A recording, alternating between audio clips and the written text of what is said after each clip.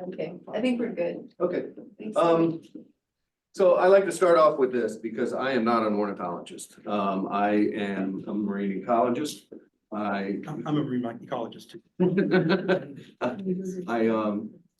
You know, there's nothing wrong with being an ornithologist. I study fish and I like fish, but somehow or another, I ended up working for Audubon. And the way this happened is just an interesting story.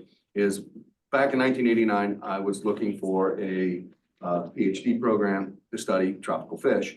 And so I was applying to various schools that had both a tropical program and a fisheries program. And so I applied to University of Florida to the biology department. And the person I sent my application to sent it to Carol McIver, who was in the wildlife department. She calls me up and says, I've got this project that is working with spoonbills. And she didn't go into much detail. She just said, you know, when you come, I was coming down to Florida, going to University of Florida to visit with some of the professors. And so she says, I don't know what spoonbills are. You know, where I grew up, spoonbills were this guy. Give it a click. Just to focus again.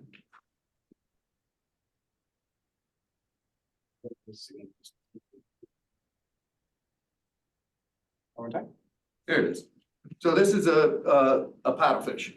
And this fish is native to the Mississippi drainage basin. And we always call these spoonbill catfish. I grew up on the Ohio River.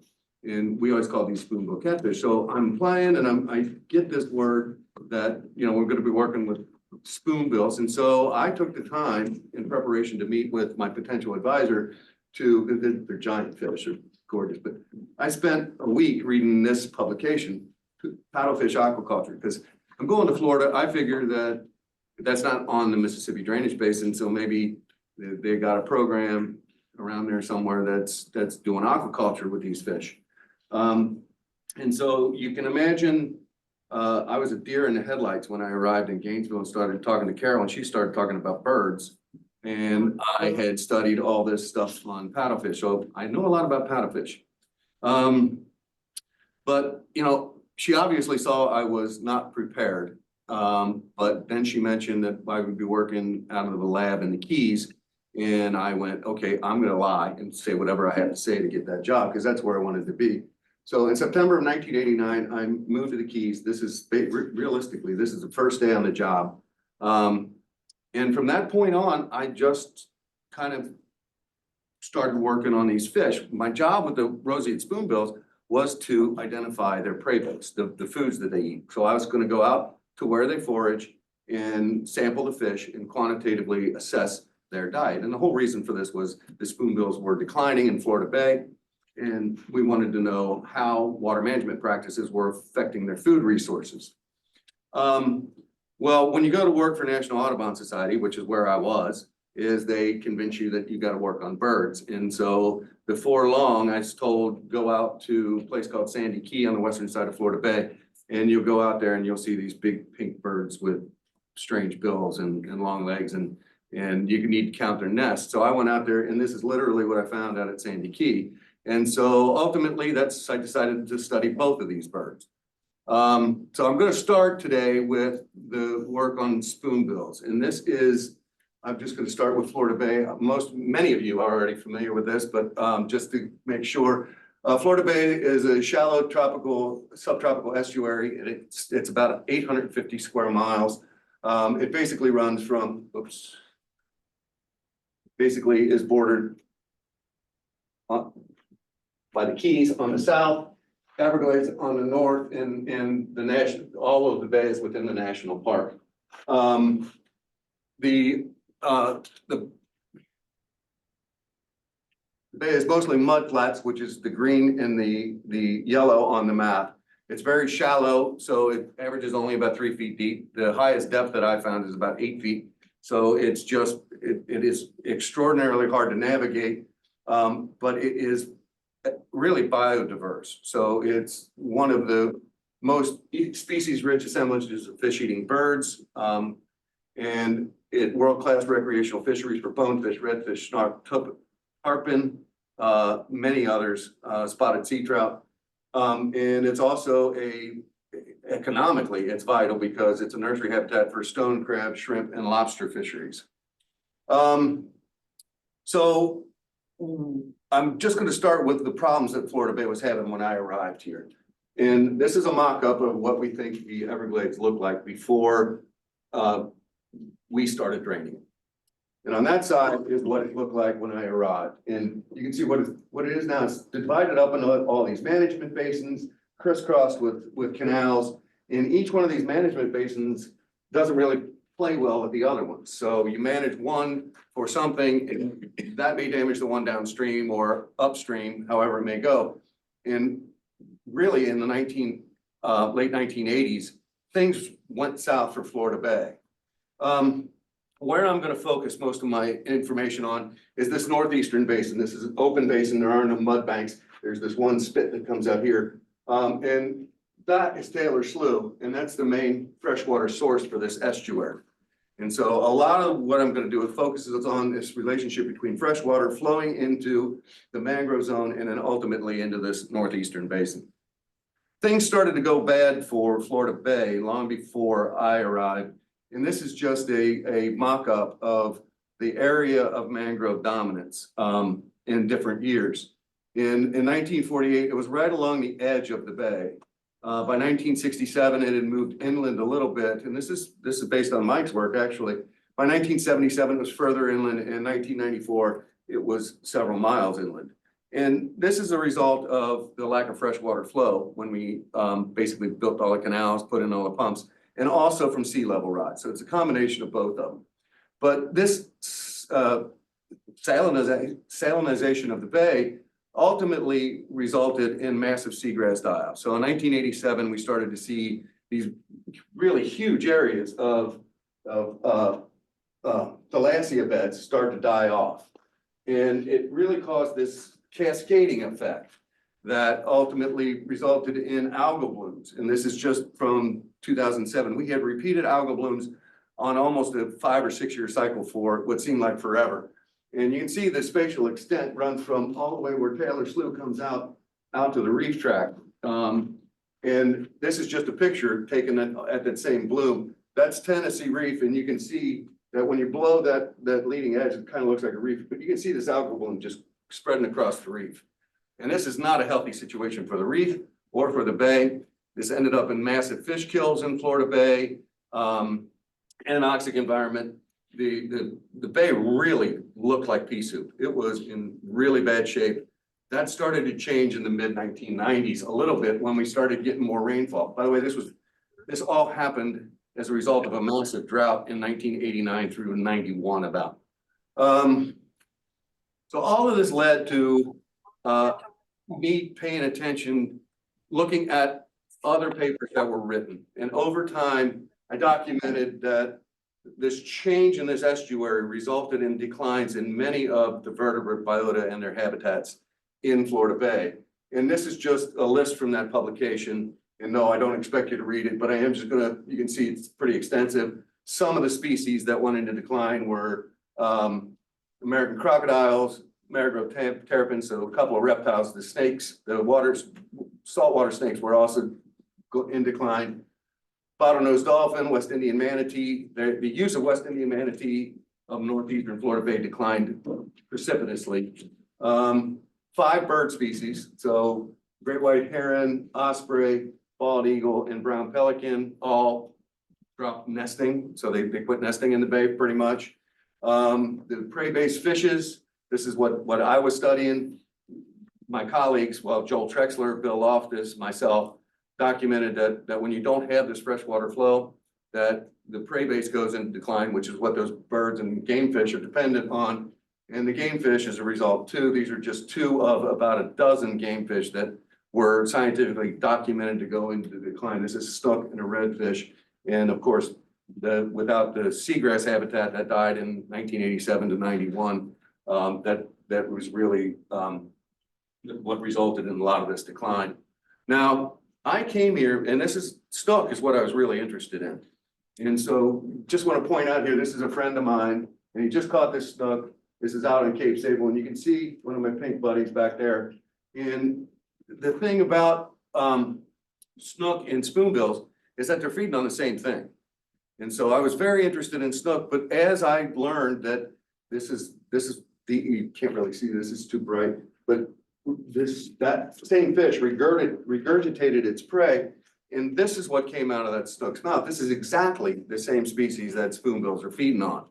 And so those up there in the red are the ones where that's the sailfin mollies and Cyprinodon variegatus. That makes up about 80% of spoonbills diet. This is the larger fish are more for the other wading birds. So when I talk to people, I just like to call this a pink snook. I wanted to study snook, but it was easy to follow pink birds around, count their eggs, document how their young were doing. And I couldn't really do that with snook. So this is where I kind of had to switch to working with these guys. The history of spoonbill nesting in Florida Bay is one where it was impacted by the millinery trade. This was a fashion. It was a fashion in the late 1800s, early 1900s for women to wear whole birds, if not bird feathers on their heads. And so the birds were very valuable. Their feathers were very valuable. They were more valuable than their weight in gold. And so many of the species that we have that nested in Florida Bay and in the Everglades were hunted to extirpation, including spoonbills. And so we didn't have really any spoonbills in South Florida from about 1900 to about 1935. And in 1935, Audubon wardens working in Florida Bay discovered 5 nests on Bottle Point Key. And from that point on, they gained protection. The national park was established that protected all the environment. So we get this nice exponential rise, just a recovering population. That's what you would expect to see. And the blue is northeastern Florida Bay. So you can see most of the spoonbills were nesting in that northeastern basin.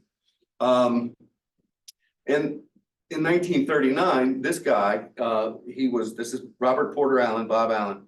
He was the first person who had my job as research director at, that was then called the Tavernier Science Center, it's now called the Everglades Science Center. Bob was a very remarkable scientist, and he published 3 monographs on, the first one there is the flamingos, roseate spoonbills, and whooping cranes. He also published 2 popular books. These are in my library. They're not in great shape, but I love them. On a Trail of Vanishing Birds is his accounts of doing all 3. And the Flame Birds was specifically about his work in Florida Bay. And just about a decade ago, somebody wrote a story about Bob Allen's life. He's a fascinating character, and I do recommend that book. He got lost and presumed dead in Canada for a couple of months. He got shipwrecked in a hurricane off Bimini, I believe. So just some remarkable stories. So Bob Allen studied spoonbills in Florida Bay from 1939 to his death in 1963. The data collected, a lot of it remained, he died suddenly.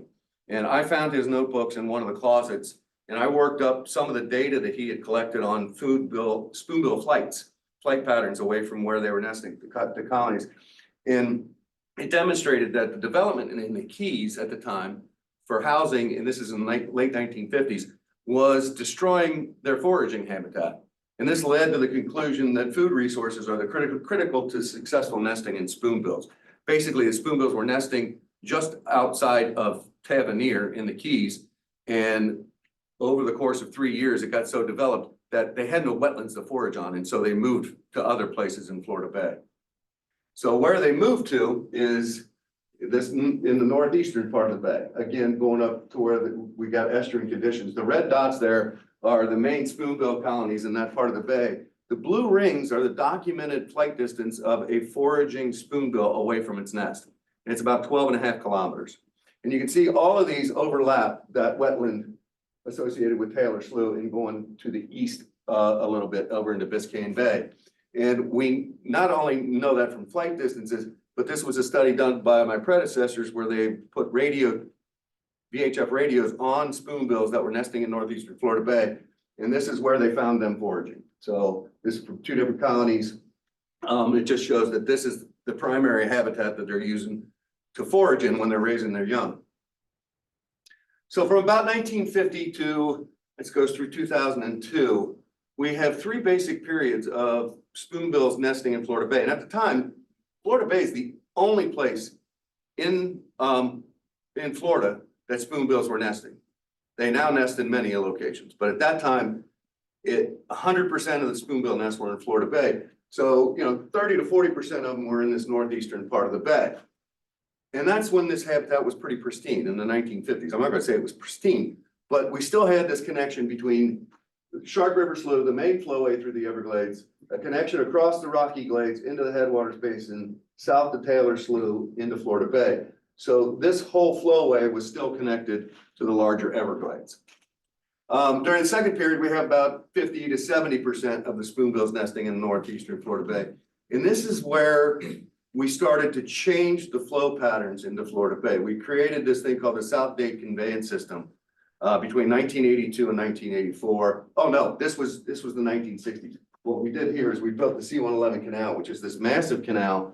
It's the first canal that didn't follow a natural flowway in the Everglades. And so it cut through the coastal ridge and really drained this habitat that was once the headwaters of Taylor Slough and turned it into agricultural lands. So that really cut the amount of freshwater flow getting to Florida Bay. The third period is when we put in the South Date Conveyance System. You can see the numbers just drop dramatically. And that was in 1982 to 1984. It was completed in 1984. And what happened during that period is, like I said, the C-111 canal was a massive canal. It was very broad and very deep. They made the rest of the canal system match that. And then the green dots are these pumps that they put on the canal system. And some of these pumps were massive. This is a picture of the S331 pump, and I just put this up here. This is what the canal system was prior to 1982 in the background. This is how big they made it after 1984. This is the S331 pump, and it pumps 1,250 cubic feet per second when it's running full. So massive amounts of water being channeled around and lost to Florida Bay. What happened is because they kept the canal low to keep the farmlands dry, all of the water that was supposed to be going in through Taylor Slough was now going seeping into the canal. The canal was lower than the Everglades. And that water ended up along US 1 and bypassed that northeastern basin, whereas it used to come in on the kind of a little bit to the west of it. So this dramatically changed that northeastern basin, made it more salty. And I believe this is what led to, some of the collapse in Florida Bay. If we look at the water levels for those three periods that I just described, in the first period, what we have is we have a difference of a full meter between wet season and dry season. And this is in Taylor Slough. So there's this distinct seasonal variation in water flow based on water levels. During the second period, we've dropped the wet season by half a meter, but we still get relatively dry conditions during the dry season. Once we put the pumps in place, we flatlined this whole seasonality. So much lower water levels during the wet season, much higher water levels during the dry season. And this is a real problem for many of the organisms that live and operate in these habitats, because the cycle is dependent on this wet season, dry season, especially the wading birds. Because during the wet season, these little fish spread out over the entire landscape, make more of themselves, biomass goes up dramatically. And then as the dry season comes on and water levels start to drop, the fish become concentrated. And this is what spoonbills and other wading birds exploit, is when they become highly concentrated. They need this to feed their young they need this when they're raising their young, because they need a rapid supply of food. This is just an example of how concentrated these fish get. It's a picture of my hand in the water where I'm sampling these fish during a drawdown event. And each of these little things is a fish. And if I lift my hand out of the water, I can capture those fish. So I'm not designed to capture fish, and spoonbills are fish catching machines. Imagine how fast they could clean up in this type of situation. They just get one fish after another. And once they have it, they go back to the nest to feed their young. And they have to have that conveyor belt because, and this is how spoonbills feed. They feed by tactile location. So instead of visually identifying their prey and striking it, they put their bill in the water and they feel for the food, just like what you're seeing here. Then when they hit a prey item, they snap shut and they pop their head back, just like that. And so if you had that kind of concentration of fish, this is what happens. They're like little vacuum cleaners out there. And you see the visual predator just kind of stumbling around while the spoonbill is getting all kinds of food. So they're really adapted to this. And the reason they gotta have that is because spoonbills lay 3 eggs. And the eggs are roughly the size of a chicken egg. And again, 3 of them. And within about 6 to 8 weeks, this is how big they are. And so the energetic demands of these chicks is so high that the adults have to be able to immediately go out, find food, get enough food to give to their young, get back to the nest, and then the other one goes out and finds food. And if they can't do this continuously, pretty much 24 hours a day, the chicks die. They just don't meet the energetic demands. So when we did this, it really changed that pattern. And we see that decline in spoonbill nesting effort in northeastern Florida Bay. What I've done here is, this is from my dissertation. This is the success rate of spoonbills on these 3 columns. And this is just the number of chicks on the y-axis that are produced on average. And so in that first period before 1963, spoonbills averaged 2 chicks being raised, being fledged from their nests on average. After we put the C111 canal system in, it dropped to about 1.4, which is still really good. That's a sustaining, growing population. But after we put the pumps on, it dropped to 0.6. And a lot of our data says that that estimate is even too high. Their survival once they left the nest, we can only measure it until they leave the nest, was very low. It was even worse than that.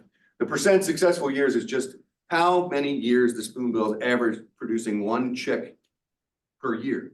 So it's just, you take all the spoonbill nests, if the average is they produce 1 chick, that's a successful year. So every year in the first period, they were successful. It drops to about 3/4 of the year during the second period, and then 4 out of every 10 years. And so this is a declining population. And explains why those spoonbill numbers plummeted after we changed the canal system, as you can see here. So the number again in northeastern Florida Bay actually dropped very close to 0 by 2010 and 11. As a result of these problems. So I started again in 1989, and this is the design of the trap that I developed over the course of a couple of years. We started sampling, quantitatively sampling fish in 1990, and this is just a drop trap. So you set this up, you pull the pull strings, it falls in the water, and it encloses 1 dwarf mangrove tree, and then the open water habitat around the dwarf mangrove tree. This is the habitat that spoonbills typically forage in. And then we would just collect the fish out of the net and we'd have our quantitative sample. What we found with that study is that when you have plenty of fresh water coming into the system, you develop a freshwater fish community. So the blue is fish that are classified as freshwater. These are things like sunfishes and flagfishes. But once you add just even a little bit of water, the transitional here is just 0 to 2 parts per thousand. It drops off dramatically in number and in biomass. And then each increment, as you raise salinity, it gets worse and worse and worse. So got to have fresh water to have a lot of productivity in the wet season. The other thing we found out is that during the dry season, the fish they don't wait for the wetland to go dry. They move into these deeper habitats when it gets to be about 13 centimeters on those habitats. So once the water gets to about 6 inches deep, they're looking to move it into places where they will be concentrated. This is what the habitat looks like from the air. These are my nets, the white boxes, and that's how we sample fish. So this is the wetland that's out here. This is that extensive wetland that's wet all year. And then during the dry season, only the central creek is wet. And that's where the spoonbills come and forage, and that's where we're collecting our fish. When you compare these two things, so this is just going to take a second. This is the spoonbill nesting outcome. So years that they were successful are here, years that they failed are here. That's the water level at the 4 locations where we were collecting fish. In successful years, and this is the yellow, this is the available fish. So this is how many fish are available to foraging spoonbills in density and biomass. In years where they're successful, the water level is always below that 13 centimeters. And the fish are highly concentrated and highly available. In years that they failed, it was always above that for the nesting period. And the fish just weren't there. And so that's what results in this failure is high water levels when these birds are nesting. So all of this led ultimately to further studies just needed to, we felt like we needed to know a lot more about the biology, the ecology of spoonbills.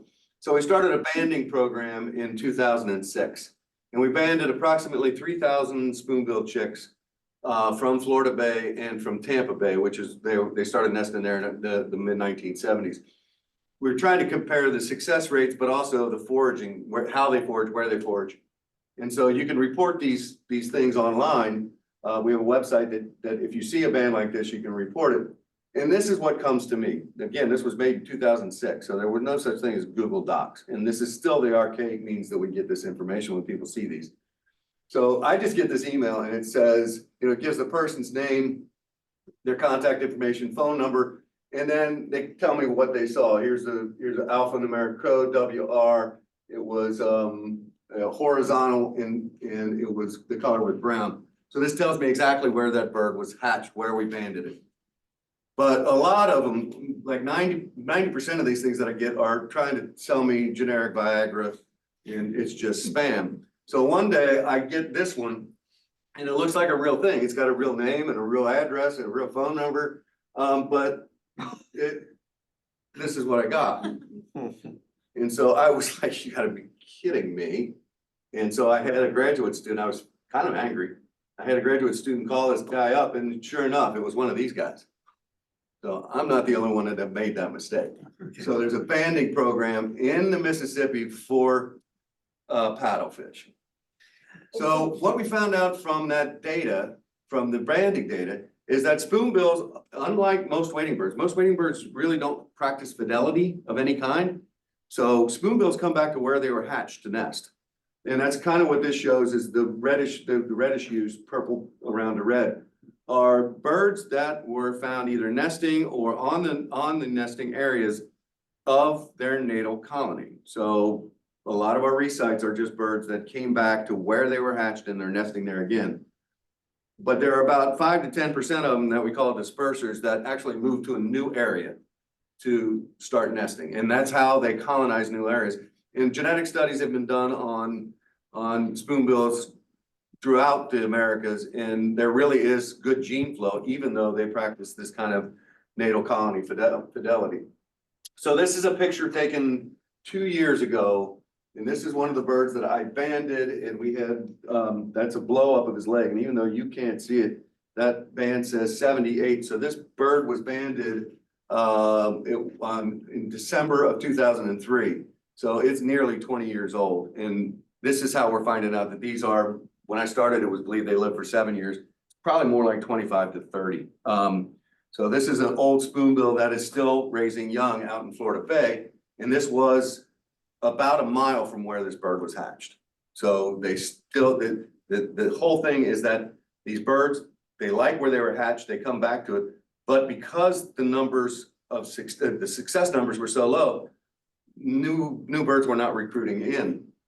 So the results of the banding program, where they lived to about 25 years, the success was low. Banding resites suggesting a lower. They come back to their natal colony, but the implications are the birds hatched prior to 1984 died. And so as we go into that decline, we're not recruiting new birds to nest in Florida Bay. Low nesting success is very few recruits, and explains the result of the low nesting effort. So we incorporated all of this stuff into a publication, ecological indicators, that spoonbills serve as an indicator species to judge the success or failure of SERP. And this is one of 13 species that was published in this special edition. And these are still used to gauge restoration for reports to Congress. So what we're trying to do with the Everglades restoration is, here's what the historic flow looked like in cartoon. Most of the water came south, out the southwestern coast or into Florida Bay, with some going to the east and a little bit to the west. We changed it to massive amounts going east and west from Lake Okeechobee, cut off the flow to the bay. And what we're trying to do is kind of restore it back to at least getting the majority of flow to come into this area. So talking about Everglades restoration, this is from 1983 to 2005. This is the nest production of spoonbills, and the X's are years that we simply don't have data for. These 3 years are the crosshatch years. We know that they failed. We just don't have a numeric number.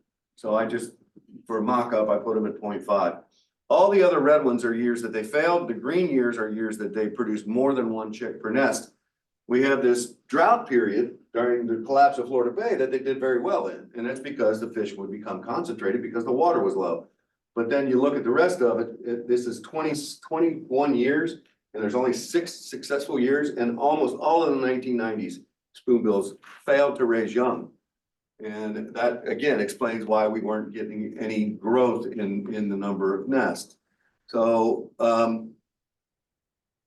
now I add on some more years. In beginning, you can see that there's a dramatic change here in 2005. There's only 3 failed years after that, all the way up to 2018. Every other year was successful. So they started doing extraordinarily well. And this coincides with when we really started changing how water was delivered to Taylor Slough and Florida Bay. And it's just what this says is the comprehensive Everglades restoration plan was put into place here. Recover, which is when we really started changing management practices of the area. And that had its own success. And then we actually started to put projects online. And again, these were successful. It looks like Everglades restoration is working wonderfully. What was the SCWP at the? I'm sorry, that's C-111 Spreader Canal Western Phase. It's just they changed the way water, they put in a barrier between the C-111 and Everglades National Park by putting more water in between. They actually just pump water out of the canal and then it rolls back in, and they just keep doing that. So it did reduce the seepage out of Everglades National Park. It's just one of the big infrastructure projects that took place. But now you see the last 4 years and we're back to failing. And what happened here is we started seeing the response of sea level rise. So this is Key West Harbor from 1913 to 2021. But if you just look since 2000, it's an exponential increase. And this, again, changed that wet season, dry season pattern. And so this is just 1992 when I started collecting fish, and that goes to 2022. This is the number of days that the water levels were below the prey concentration threshold, 13 centimeters. So this is the number of days that fish are concentrated. You can see there's lots of them, 150, you've got almost 200 days every year. And then in 2011, it switched. Even in 2010-11, we had more than 150 days at one of the sites, drops down to 50, and by 2022, it's down to less than 25 days. Well, it takes about 3 months for spoonbills to raise their young from the time they start building a nest, and that's not enough time to raise their young. So again, we have spread out their prey, and the end result is that they just don't raise young. So we put satellite transmitters on these birds in 2006 through 2009. And again, we started again in 2019, we started with cellular tracking devices. And what we found from 2006, 2009 is they're still using that habitat up in northeastern Florida Bay. And they're not really much out in the bay itself on these islands. In 2021, 22, they pretty much abandoned that whole area. And they're focusing their efforts on the interior lakes of the Bay Keys out in Florida Bay. So they've switched their habitat, their foraging habitat. And that's clearly the result of this change. If you blow this up, this is how many spoonbills were in the Bogey Key. You can see that central interior lake, and that's what it looks like. We put in hydro stations on some of these keys now to be able to document, again, the fluctuations and whether the fish are concentrated or not. So this is what I think happened, is that if you follow this out, in 2000, if you start down here, Sandy Key and Turnkey were the largest spoonbill colonies in the state in the early 2000s.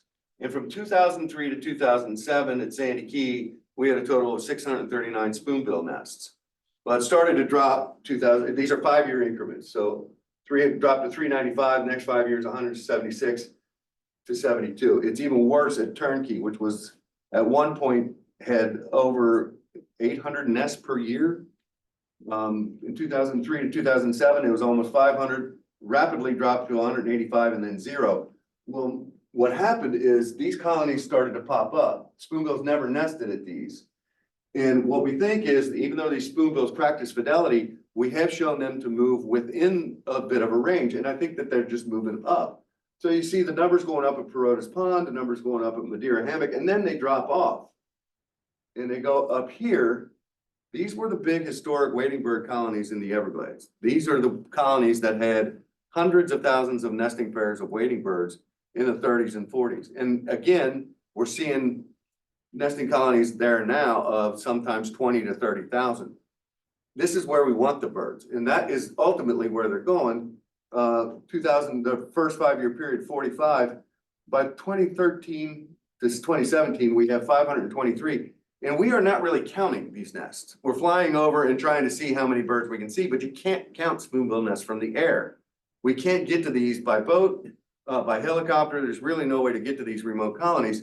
So these are serious underestimates of how many nests are there. Mark Cook, my colleague at the Water Management District, is taking pictures of literally thousands of spoonbill chicks around some of these colonies. So those are really pretty much underestimates.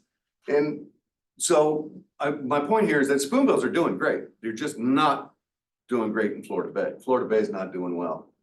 So just to summarize, during this period that we see the increase is we had sufficient freshwater flow to Florida Bay. In 82 to 84, that changed. We see this decline. That's the altered flow.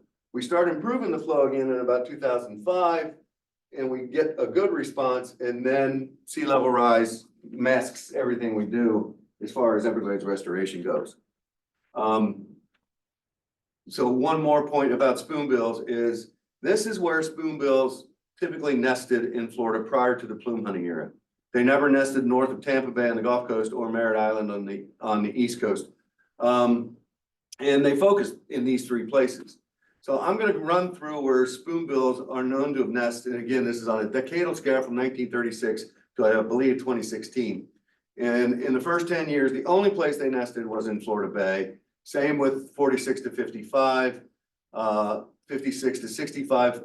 And then all of a sudden we get there's one nest in Tampa Bay in 1973. And from there, the colony started to catch on in Tampa Bay and Merritt Island. And so we've reestablished their range by 1995. And we see this one colony pop up in the middle of the Everglades, which is the first time spoonbills were ever documented nesting in the interior Everglades. And now look at 1996 to 2005, we got a lot of them in the interior. And then this is kind of remarkable, next 10 years, look how far up the state they are. They're nesting in Georgia and South Carolina, at St. Augustine. So climate change really has altered these birds, and they're actually doing better. They're leaving the coast because of sea level rise, but they're also moving north because of milder temperatures. And this is just something that we've been documenting. This was predicted to have happened. Audubon said, my national colleagues put this out in I believe 2010. They said that by 2020, the range of spoonbills would be up into Georgia. And I called them up and said that happened in 2010. So this is really happening very rapidly. Are they found in Louisiana and Texas? Or? Yes, they are found in Louisiana and Texas.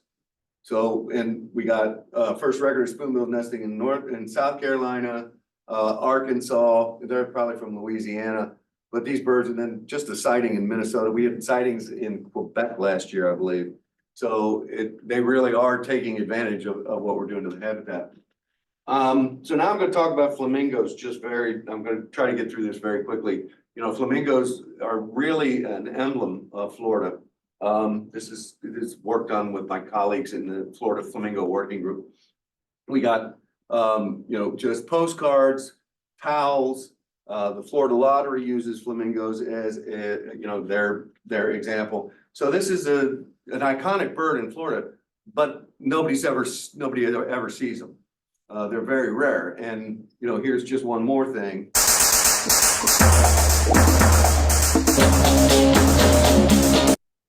So people identify flamingos with Florida. Well, this bird showed up at Boca Chica Airfield in the Keys. And the commander of the air station doesn't like big pink birds flying around his billion-dollar aircraft. And he was gonna kill them, but he called Zoo Miami, my colleagues at Zoo Miami, and they went down to the air station and there were 3 of these, they tried to capture them. They captured one, the other 2 flew off and never came back, which is a good thing. But this is pictures of them capturing the bird at the air station and taking it to Zoo Miami. It was a little bit, it had some liver flukes and they rehabbed it. But they wanted to put a satellite tracker on it and release it so we could figure out where these birds were coming from or where they're going. But the state of Florida, we had to get a permit from the state of Florida, and they said these are non-native species. And even though they claim they're non-native species because they believe that all the birds that have been seen in Florida were escapees from Hialeah racetrack nesting group. That's a subsidized waiting bird colony is essentially what it is.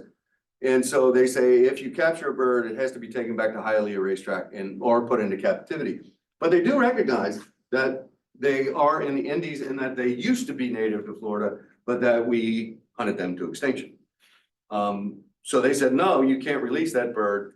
But my colleague Pete Freza and I had these pictures of this one from 2002, that one from 2010.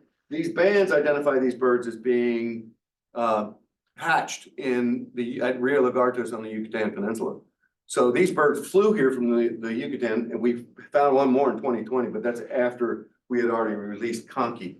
But we know these birds are coming from other places than Hialeah racetrack. We kind of agree, yes, maybe some of them are, but we know some of them are actually wild flamingos. And the law says that you can't force us to put it in captivity. So this stimulated our group to start looking at the historical accounts of flamingos. And this is just from 1827 to 1902. These are scientific accounts or various publications. And I just want to point out the numbers, and some of them are low, but greater than 500, greater than 2,500, 1,000, greater than 1,000, 500 to 1,000. So flamingos were quite common in Florida Bay and the Keys. You can see most of them are in Florida Bay, but some of them are 10,000 islands and some of them are the Florida Keys. We know they were here, and there's the flamingo outpost in Everglades National Park is named because we had flamingos. But again, they were hunted to extinction as part of the plume trade. Other historical evidence is 19 specimens we found in museums. 3 of these specimens were females with ovaries within 3 to 5 weeks of laying. We also found some eggs in the that were documented from Florida. Now that's kind of questionable because there was egg collecting kind of became a sport, and so there are a lot of fabrication going on. But these were in a museum, and we have one credible account of nests being observed in the lower Florida Keys in 1903. That's questioned in some accounts, but I've read the accounts and it seemed pretty convincing to me. And again, we wiped them out through the plume trade, and this is what we see after 1905, and it's all 1, 1, 3, 1, 2. That 14 is coincident to the year that Hialeah first imported flamingos to put on display from Cuba. And they didn't clip the flamingo's wings, and they all just flew away. And that's Card Sound Bridge. So those are probably escapees. But again, 1, 4, 1, 1. And this just tells us that there were no flamingos left.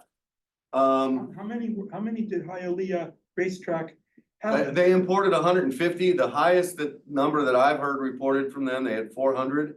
And now those birds are free flying and they stay there. So, and they are nesting. So that is a sustained nesting population of flamingos. And they can leave anytime they want. So this all comes down to flamingos were here. They maybe nested, they got hunted, and they were not just hunted in Florida, they were hunted throughout their range. And so you end up having the numbers go way down. And again, going back to Bob Allen, he also wrote that monograph on flamingos, estimated that a minimum of 95,000 flamingos nested at 28 population units prior to plume hunting, And that dropped to an estimate in 1952, when these birds were actually starting to recover, 21,500 flamingos left in the world. And they were only nesting in 3 locations. So Bob is the guy who started telling the state of Florida, all of those birds that you see, the 1s and 2s, those are escapees from Hialeah Racetrack. And he was the best scientist there was. I mean, really the expert on flamingos. His successor, Sandy Sprunt, also said the same thing. So this idea that these are all escapees was embedded in the scientific lexicon and enforced by the state. And that's why they're considered non-native. Now, let's go back to these guys. That's exactly why Bob felt that the birds from Hialeah were the source of all these 1s and 2s. But now we have, oh yeah, this is just his rationale for saying why they're escapees. But these birds have recovered. So we estimate now that there are at least 330 individuals. That was BirdLife in 2016. I think there's been a more recent estimate of 500,000. And it's probably way more than that. It could be 10 times more than that. We just don't have a means to count all the flamingos in the world. But these are just some examples. 157 individuals in Cuba in 2004, 22,000 nesting pairs. 22,000 to 50, almost 52,000 nests from 1998 to 2008. So there are now a lot more flamingos in the world than there were back in the 1950s. And so what our thought process is that they're just reclaiming their range, which included Florida. So we wanted to document this. We went into Christmas bird counts, field naturalists, field notes. We just explored the literature again. We looked at EdMaps. My colleague Pete Frezza was actually actively letting the fishermen know in Florida Bay and in the Lower Keys that if they saw a flamingo, please let him know when, where, how. So he collected this whole set of observations that we still use, and that I continue with today. And these are just examples of this is one way to look at all of that data. And it's simply the number of observations of flamingos from 1950 to 2010. And the numbers go up. We got, towards 2010 there, we're getting as many as 50 sightings a year that are reported in these various places, sources. But you can just say, well, the human population went up too. And so you would expect with more people, you would have more reports of flamingos. We also did this is the number of individuals reported. And again, it goes up. It looks like a recovering population, but more people. This one is, I think, more convincing. This is the maximum group size. This is just how big's the flock that you saw. And with these numbers going up, if you had more flamingos here, you would expect more people would see them. They're more conspicuous. So the actual number of the flock size is going up. We had one group of 140 in 2011 up in the water conservation areas. And so this is just a sign that these birds are coming back. And as soon as we published this in 2018, the state took down their non-native designation for flamingos.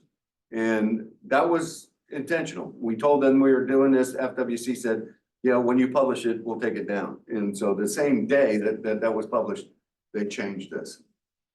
So getting back to conky, we were allowed to release conky, and that bird, this is basically where it stayed for 2 years in Florida Bay.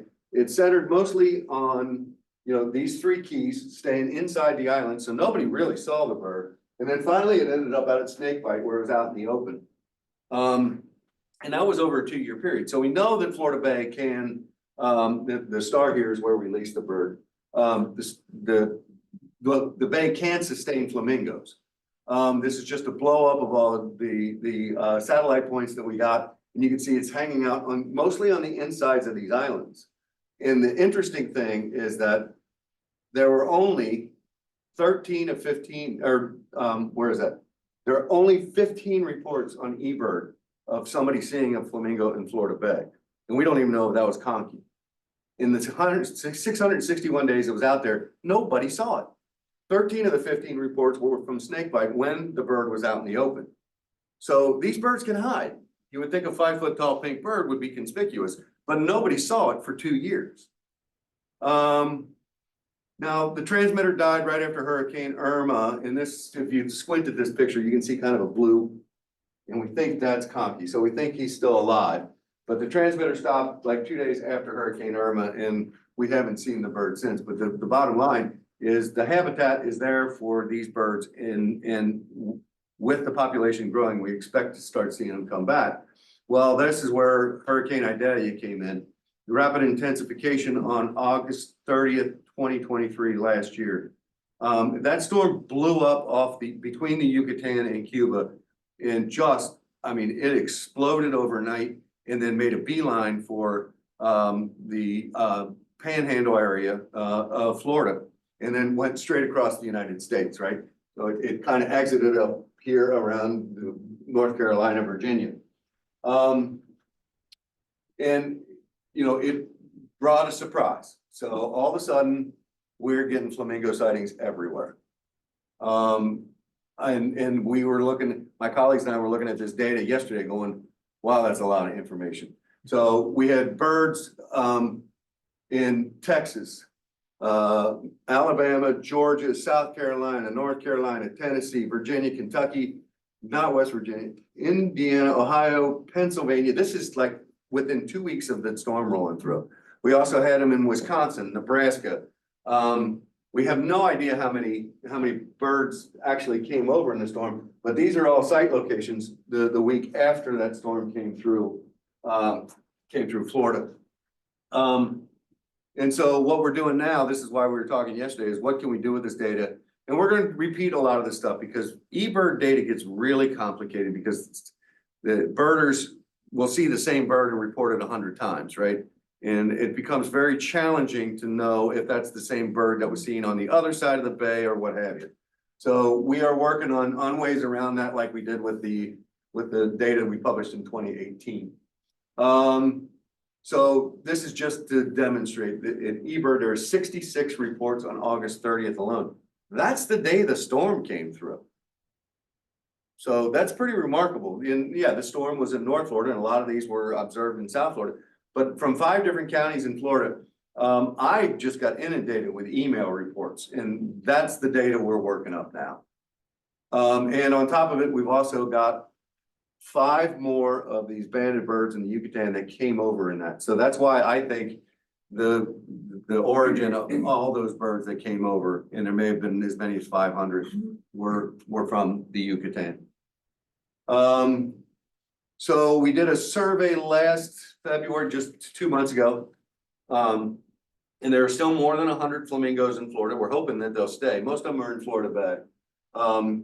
And the concept here is that many of them are juveniles. So even if they go back to the Yucatan, one of the banded birds that we saw in Florida Bay is now back in the Yucatan. That was reported last week. So they are starting to head back, but there's this group that is staying here. And we hope, since a lot of them were juveniles, they might come back in the future and begin to nest again in South Florida. So the conclusions are American flamingos were natural. Their historic range in Florida was mostly in Florida Bay and the Florida Keys. They were hunted to nearly extinction, certainly extinction in Florida, nearly extinction in the range. The numbers are finally appearing to go upwards, and the Florida population seems to be following that same track. And this is the key: is Everglades restoration. Once again, I think what happened is these birds were coming over just like they are now. In the 90s and 2000s, they were just encountering a compromised Everglades. And so they weren't able to stay here, and they would head back. And now what our data is showing us is that the Florida Bay and the Keys can sustain a population of flamingos. Lastly, it's about our economy. Everglades restoration, I talked about sea level rise. Why are we continuing to do that? And this is what we sell in the Florida Keys. This is what South Florida sells, right? We sell our water, our beautiful environment. We got coral reefs, key deer, you go fishing. This is what drives our economy. Everglades restoration is sound economics. This is from the Everglades Foundation. For every dollar we invest in Everglades restoration, Florida gets $4 back. And so it is our economy that's on the line here. And just some economics about Florida Bay. is these are annual landings in the three big fisheries. This is dock prices, right? This is not the amplified what's sold at restaurants. This is what comes into the Florida Keys economy, 59 million in shrimp, 22 million in stone crab, and 40 million in lobster. And the reason that we want to continue this is this is a mock-up from an ongoing project called Biscayne-based Southeastern Everglades Ecosystem Restoration Project. It's part of SERP. But here's the habitat that you know where I've been talking about. And the colors are the different types of habitat. So that's stored mangrove, what have you. If with sea level rise, this is what, or if you just broadly brush this, so we got 4 zones. If we don't enact Everglades restoration, all of this habitat becomes open water. It's possible that if we continue to do Everglades restoration, that will stimulate the mangroves to keep up with sea level rise, and you don't lose as much habitat. So this is my pitch for why we need to continue Everglades restoration even with sea level rise. Just pointing out numerous partners that we have in the 35 years that we've been doing this work, and I just wanted to point out them, and of course the LTER, I'm affiliated with that. So with that, I will be happy to answer any questions. Thank you so much.